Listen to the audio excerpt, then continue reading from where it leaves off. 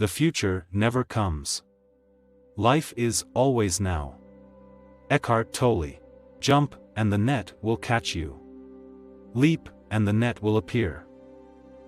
This piece of writing is to make a case for the following argument: there is no net. Before I put forward my reasoning, please bear with me for a moment while my ego rattles off the times I have jumped, but the net never appeared. I quit my well-paid marketing role and traveled across the world to pursue a humanitarian dream job. I failed at the job interview and was jobless and in despair in a foreign land. I invested some of my savings into launching an online e-commerce site selling organic products, but was diagnosed with blood cancer shortly after launch and had to give it up. I threw myself into the wellness industry in an attempt to heal my cancer. Nothing worked, and I ended up on the medication I was desperately trying to avoid. I poured my heart and soul into a memoir but have, so far, only received nice rejections from the publishing industry. Okay, I'm glad that is off my chest. Point number 4, my current life situation, has got me thinking about the net. The writing of my memoir felt different to points 1, 2, and 3. The writing process was one in which there was no outcome attached to it. I simply sat down to write the longings and yearnings and realizations that came from within. 4 years of writing from that place flowed, quite naturally, into a book. There was no thought of a net. I just had to write. The net came later. The net came when I had finished my memoir, and people told me to publish it.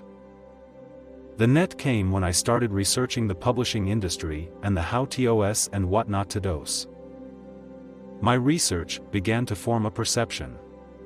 That perception started to develop a belief. A belief that said, to be signed by a literary agent and traditional publisher means you have made it. You are literary success. That belief grew stronger with every industry blog I read and podcast I listened to. The ropes of belief grew thicker and intertwined and formed what I perceived to be a net. A net in the form of a book deal from one of the top 5 publishers. My mind whirled and looped with the following thought: if I'm brave enough to share my story, if I jump, the net will catch me, I will get a book deal. I believed that thought. And I was brave. I put myself out there. I jumped. But, as I write, I have yet to be caught by any net. My ego looks back up at points 1 to 4 and screams, failure. The net never catches me. Stay small. It is easy to get stuck in that stream of thought. That place is familiar. There is an almost comfort there. The ego blankets me with perceived safety, safety in the form of remaining small and quiet. But then I remember there is another aspect of myself. A place beyond the ego and beyond even thought. It is my core. My essence. The truest, most authentic part of me. When I carve out time for silence, I remember that place. I bring awareness into the present, without hanging on the past or projecting into the future, and get still. When I do that, the thought of a net dissipates.